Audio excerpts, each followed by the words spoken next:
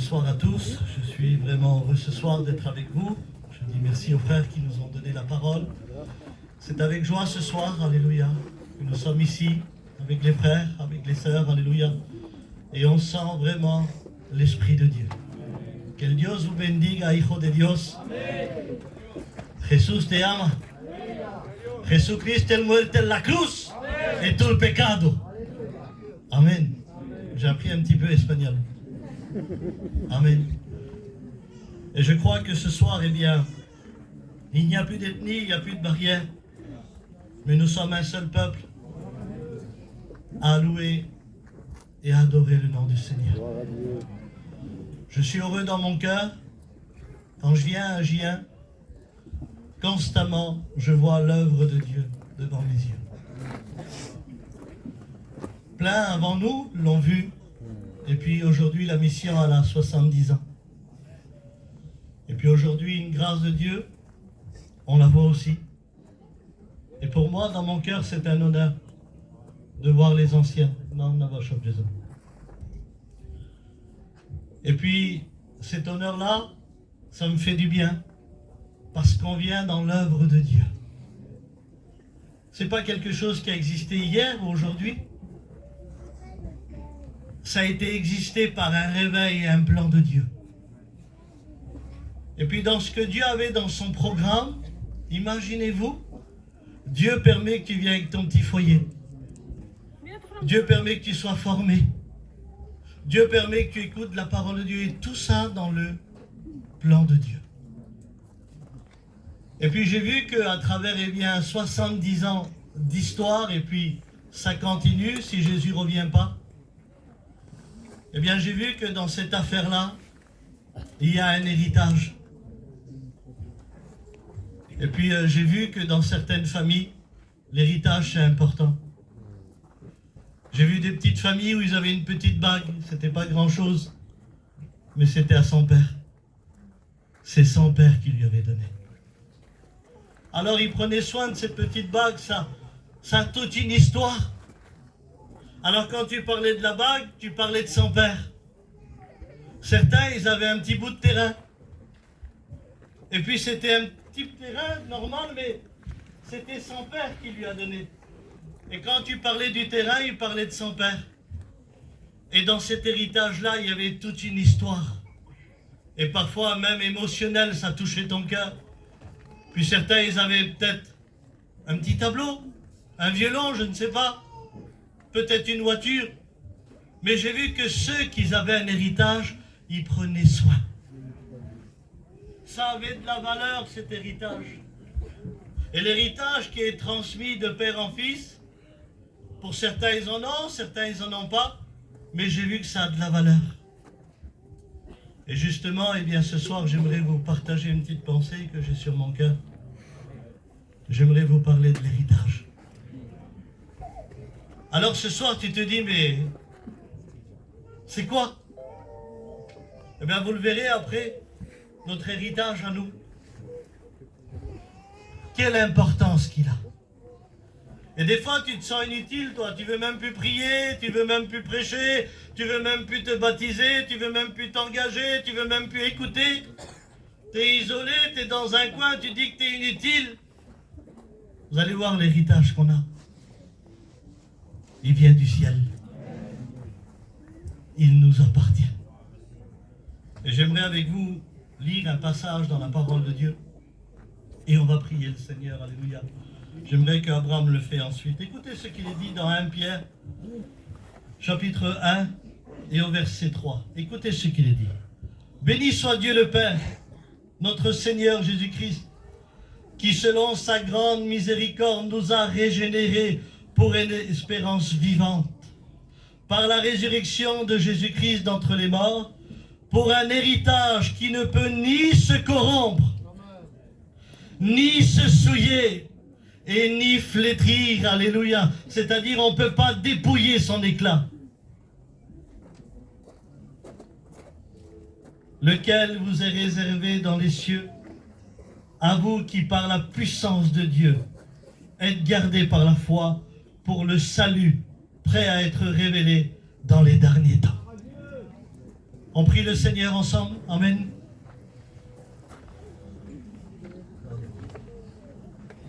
Seigneur, merci, merci. Merci pour cette parole. Merci pour l'héritage de Golgotha.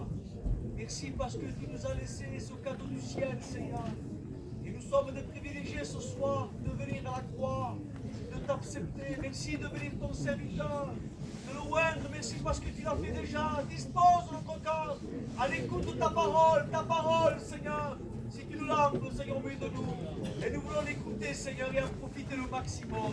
À toi la gloire et la victoire de Jésus. Amen. Est-ce qu'on peut dire Amen? Amen. Un héritage qui peut ni se corrompre, impossible de le corrompre, ni se souiller, il est trop saint, et ni le flétrir, c'est-à-dire on ne peut pas le dépouiller de son éclat. Et puis j'ai voulu voir un petit peu dans la parole de Dieu des hommes qui ont laissé des héritages. Et puis j'ai trouvé dans la parole de Dieu l'histoire d'Abraham, un homme merveilleux. La Bible dit qu'il est en Mésopotamie. La Mésopotamie, c'est Advar d'aujourd'hui.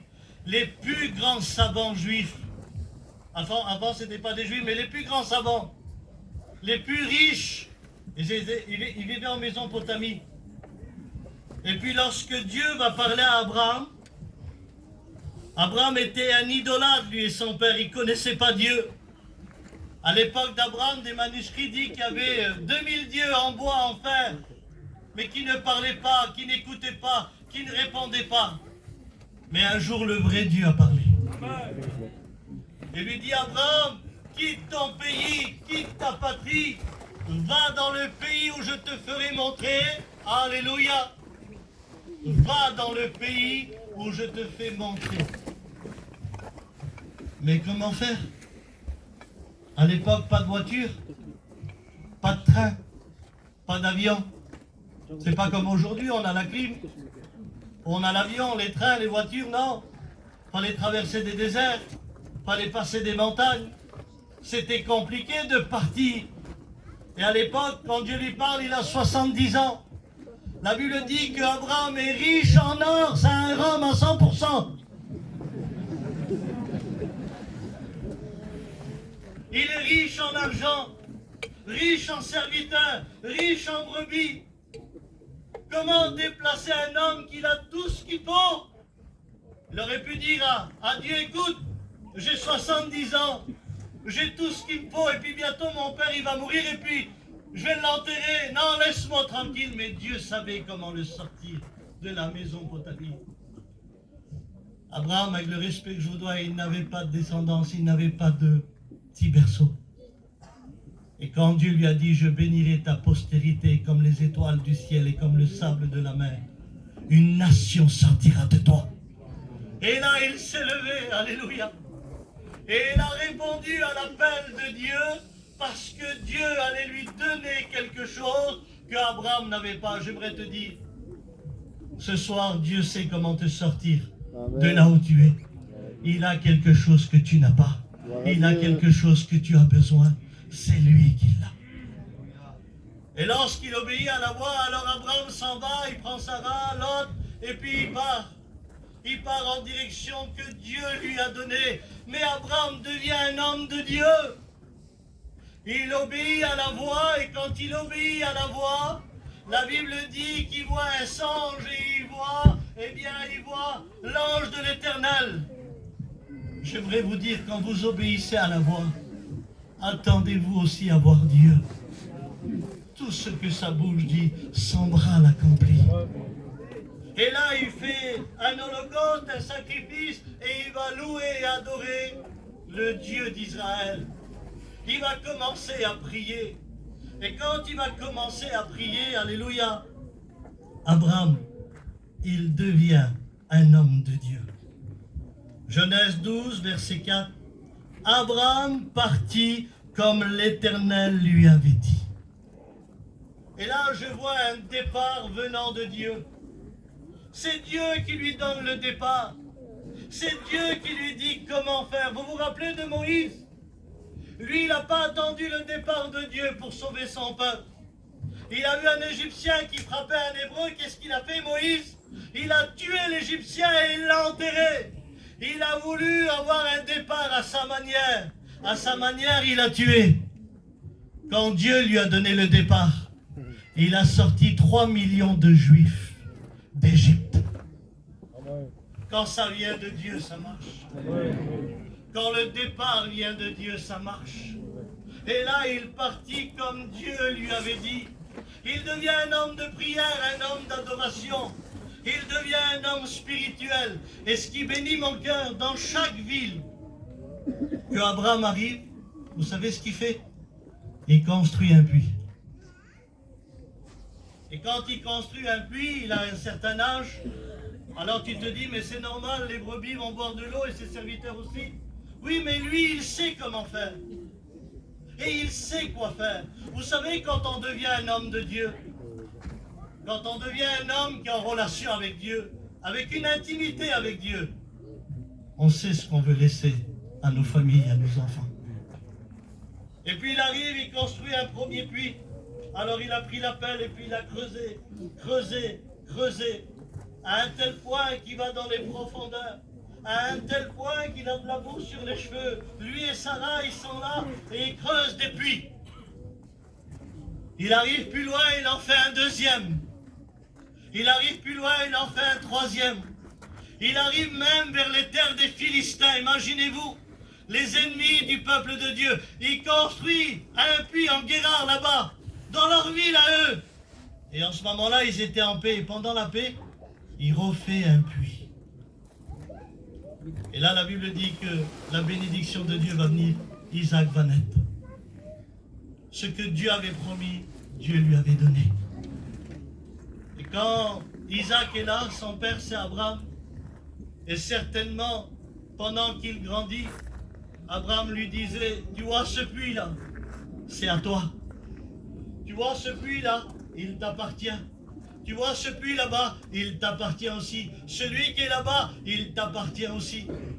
Abraham savait que si demain son fils serait en guerre, c'est pas des sandwichs qu'il lui fallait, mais c'était de l'eau pour reprendre des forces.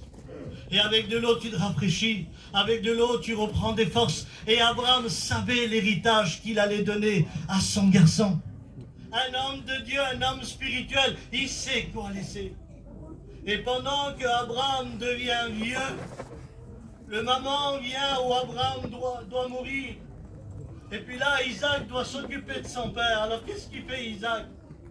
Il va enterrer son père. Et pendant qu'il va enterrer son père, pendant qu'il est dans le deuil, quand il revient, lui, il ne sait pas. Mais les Philistins, ils ont vu que les puits, là, il n'y avait plus personne pour l'instant. Alors vous savez ce qu'ils ont fait? Regardez ce qu'il est écrit dans Genèse 26. Écoutez ce qu'il est dit au verset 15. Tous les puits qu'avait creusés du temps d'Abraham, son père, les Philistins les combleront et les rempliront de poussière. Isaac creusa de nouveau les puits d'eau qu'on avait creusés au temps d'Abraham, son père, qui avait comblé les Philistins après la mort d'Abraham. Et il leur donna les mêmes noms. Ça veut dire quoi? Ça veut dire que quand Isaac il est revenu sur ses terres, quand Isaac il est revenu sur sa propriété, dans son héritage, il s'approche des puits pour boire de l'eau, mais pendant son absence, les Philistins ils ont pris des pelles et ils se sont dit on sait comment les avoir. On va mettre de la terre dans le puits, ça va se mélanger, ça va devenir de la boue. Et ils ne pourront plus boire. Et quand ils vont plus boire, c'était un signe de guerre, de remplir les puits de terre. Ils provoquaient la guerre. Oui, mais Isaac, c'est pas n'importe qui. Son père, c'est Abraham. Et quand tu avais un père comme Abraham, un homme de Dieu qui a servi Dieu, qui a tout abandonné pour Dieu, tu ne te laisses pas rouler comme ça. Vous savez ce qui s'est passé? Isaac, il a relevé les manches et il a dit non, moi je ne vais pas laisser la boue ici. Il va appeler tous ses copains, tous ses serviteurs, certainement son petit foyer, Et puis là, tout ce qui était difficile devant lui, il ne s'est pas laissé faire. Il s'est dit maintenant, moi j'enlève la boue. Et pendant que lui, il enlève la boue, il a pris la décision. Il met la pelle là, et puis il enlève la boue. Avec Isaac, il y a des serviteurs. Mais eux, c'est un autre groupe. Ils ne veulent pas, eux, enlever la boue. C'est trop difficile. Ils veulent construire des nouveaux puits. Et quand vous lisez la parole de Dieu, pendant que lui, Isaac, enlève la boue de l'héritage du puits de son père, les nouveaux serviteurs, écoutez bien le mot, les nouveaux serviteurs, ils veulent des nouveaux puits. Ils ne veulent pas retirer ce que l'ennemi est venu mettre. Ils ne veulent pas combattre l'ennemi. Eux, ils veulent les choses faciles. Ils veulent des nouveaux puits. Et qu'est-ce qu'ils font dans la même journée? Dans la même journée, ils construisent un puits. Abraham, il a mis des jours, il a mis des mois pour avoir un puits. Eux, dans la même journée, écoutez-moi bien, il construit un puits et il leur donne un nom. Et vous savez comment il l'appelle, ce nouveau puits? Il l'appelle Sidna. Vous savez ce que ça veut dire, Sidna? Ça veut dire querelle. Et dans le nouveau puits qu'ils ont construit, il y a des querelles. Ils ne s'entendent pas. Ça se dispute. C'est compliqué. Vous voyez pas, vous, comment c'est beau? Tu vas boire un verre d'eau, puis il faut que tu te tues là-bas, puis. Parce qu'ils voulaient du nouveau. Et tout ce qui est nouveau, c'est pas bon pour nous. Faut pas dépasser les bornes anciennes. Vous savez, les nouveaux, les nouvelles. Et eux, c'est un groupe qui a voulu un nouveau puits. Il n'a pas voulu là-bas, lui. Il n'a pas voulu de peine. Il n'a pas voulu combattre. Il n'a pas voulu enlever la boue. Ils se sont dit, non, on va se faire un puits. Et ce puits-là, il s'appelle Sidna. Qui veut dire querelle. Mais avant ce puits-là, je m'excuse, je vous demande pardon. Ça, c'était le deuxième. Le premier, c'est Ézec. Et Ézec, ça veut dire dispute. C'est-à-dire le premier puits qu'ils ont fait, ils l'ont construit, et ils se sont dit, on va l'appeler dispute. Pourquoi? Parce qu'ils se sont disputés là-bas. Il n'y avait pas d'amour, il n'y avait pas de paix, il n'y avait pas de réconciliation. Et quand ils se sont disputés, le puits s'appelait Ézec. Écoutez ce qu'il est dit dans la parole de Dieu. Philippiens 1, 15. Il est vrai que quelques-uns prêchent Christ par envie ou par esprit de dispute. Ça veut dire ils prêchent le Christ, mais ils ont eu une envie, c'est de le faire avec un esprit de dispute. Et aujourd'hui on le voit à l'extérieur. C'est quoi que tu veux, toi? Moi je veux que les femmes y prêchent. Moi je veux que les femmes y baptisent. Moi, je veux que les familles dirigent la réunion. Ils prêchent Christ, mais par un esprit de dispute. Ils ne sont plus d'accord ni avec la parole, ni avec Paul, ni avec la doctrine. Ils prêchent Christ, mais avec un esprit de dispute. Écoutez ce qu'il est dit dans 1 Timothée 2, verset 8. Je veux donc que tous les hommes prient en tout lieu, élevant des mains pures, sans colère et sans dispute. Amen. Pourquoi, Seigneur, tu veux que je lève mes mains? Parce que je vais voir tes mains s'il y a de la boue, Abraham. Pourquoi tu veux voir s'il y a de la boue? Ben, s'il y a de la boue, c'est que tu es au vrai puits, Abraham. Et que tu enlèves ce que l'ennemi a semé. Mais tes mains, ils sont tout neufs, Abraham. T'es pas au bon puits. Ah bon, Seigneur, comment tu le sais? Parce que je vois tout, je sais tout, et je comprends tout. Je sens les cœurs et les reins, je vois les sentiments des gens. Alors je vais vous lever les mains en priant. Je vais voir ceux qui ont de la boue. Je vais voir ceux qui travaillent pour la vérité. Je vais voir ceux qui veulent combattre contre les Philistins. Je vais voir ceux qui sont au puits et qui enlèvent tous les jours la boue que l'ennemi veut semer. La même équipe, ils font un deuxième puits. Et je reviens dessus, il s'appelle Sidna Querelle. La Bible dit dans Proverbe 18, verset 19, les querelles des frères sont comme les verrous d'un palais, sont comme une ville impénétrable, comme Jéricho, des murs de 7,50 mètres de large, où 2 chars de chevaux pouvaient se croiser. Les verrous d'un palais. Ils disent qu'il y avait des verrous dans l'ancien temps, des vieux rois. Il fallait être à 2 pour tourner la clé du verrou. Pas grande la clé. Le verrou, comment qu'il était. Puis là, il parle de verrou des cœurs. On se dit, moi, je veux du nouveau. Comment ça, tu veux du nouveau? Oui, moi, je ne veux pas pardonner. Je veux croire en Dieu. Je veux vivre ma vie chrétienne, mais je ne veux pas pardonner. Puis tiens, je jure qu'on leur parlera plus jamais de la vie, premier tour. Le premier qui leur parle, le premier qui s'approche d'eux, je les tue. Deuxième tour. Plus jamais on veut parler avec eux, et puis lâcher la clé. C'est ce que tu as fait.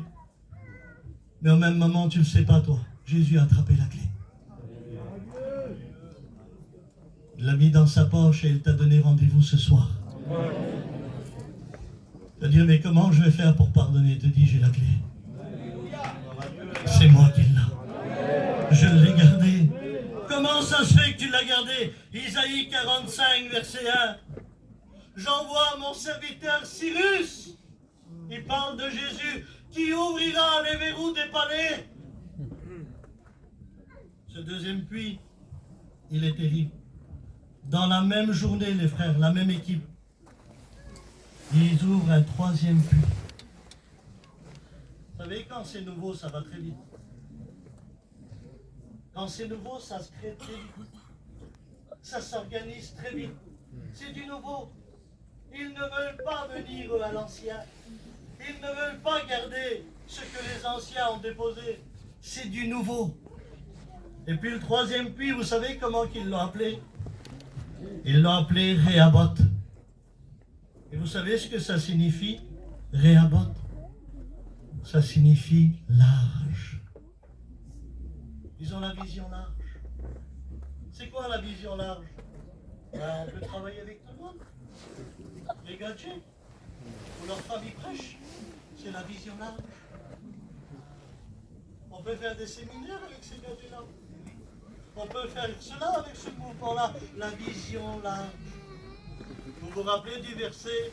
Large et spacieux le chemin qui mène à la mort. Mais étroit et serré le chemin qui mène à la mort. Tellement large. La vision tellement large. Alors ils boivent de l'eau. Ils ont un puits, c'est eux qui l'ont créé. Mais leur vision, elle est large.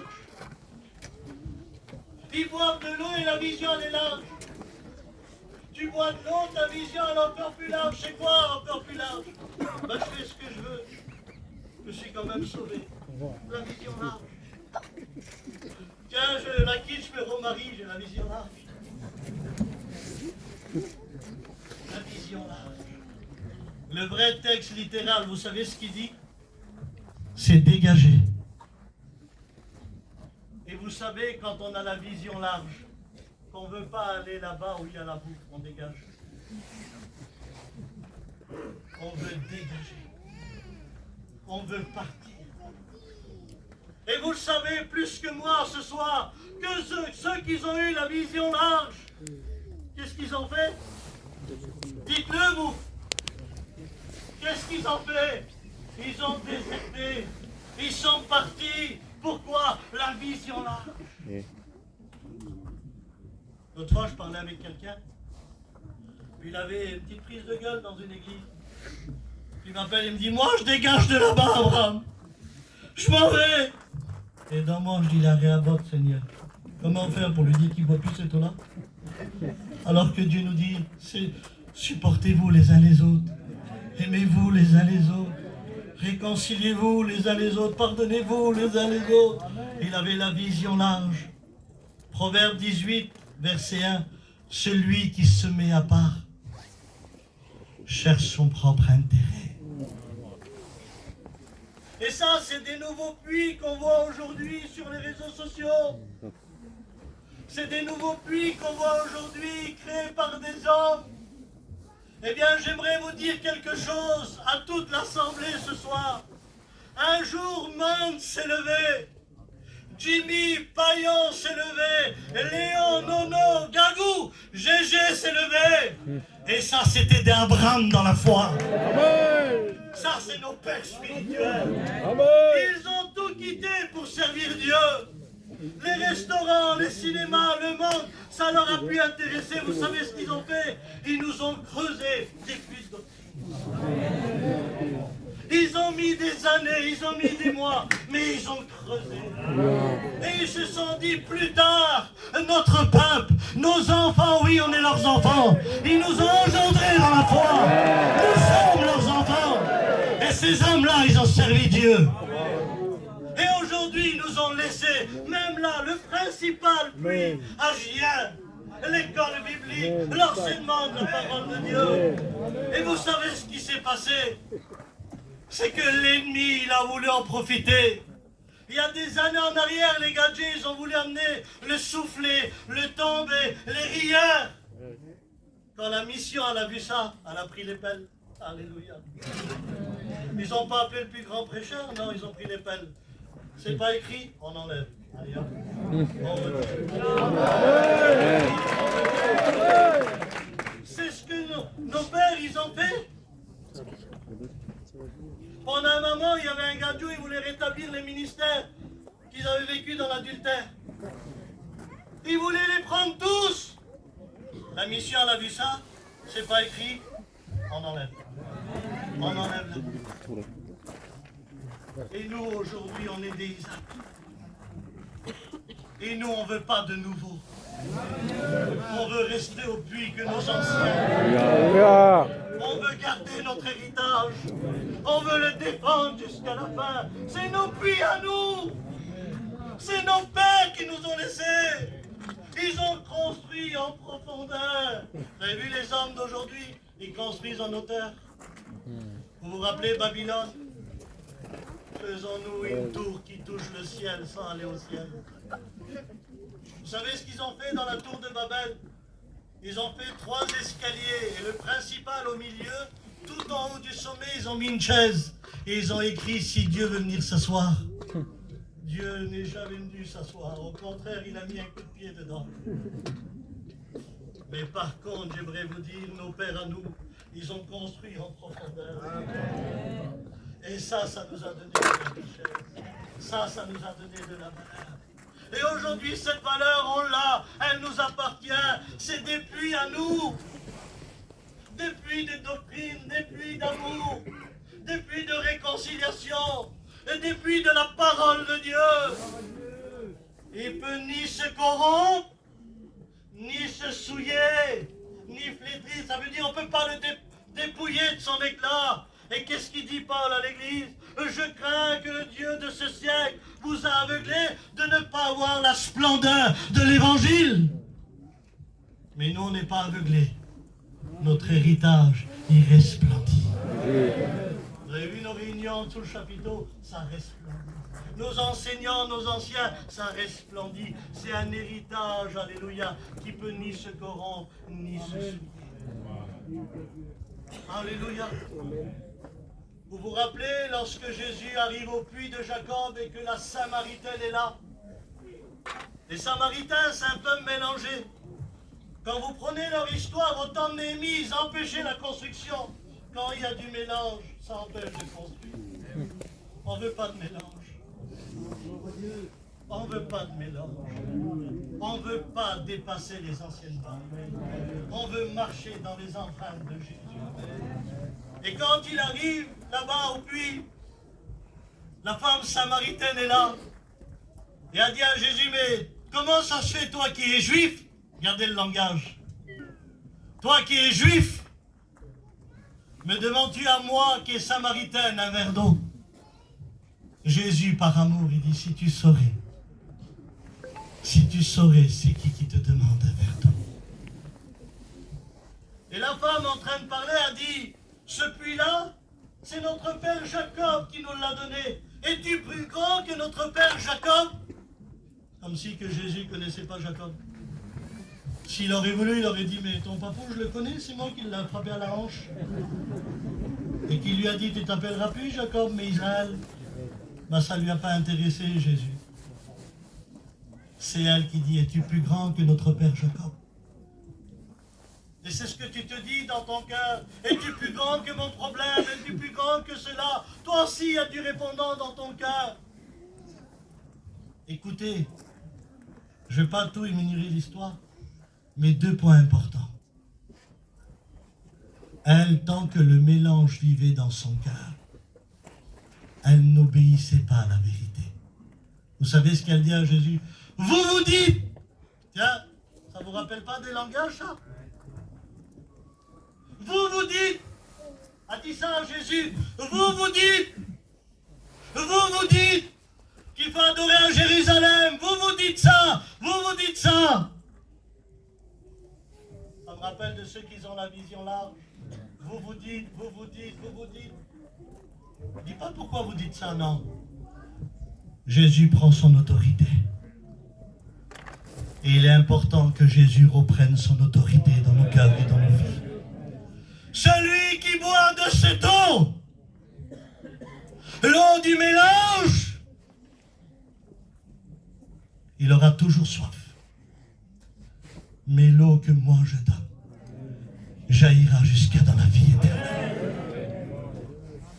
Vous savez ce qu'elle a fait, cette femme? Elle a abandonné la cruche, elle a dit, donne-moi de cette eau, Seigneur, donne-moi de cette eau, Seigneur. Il est bon que l'autorité du Maître revienne dans nos cœurs et dans nos vies. Il est bon qu'aujourd'hui nos sentiments partent et qu'on revienne.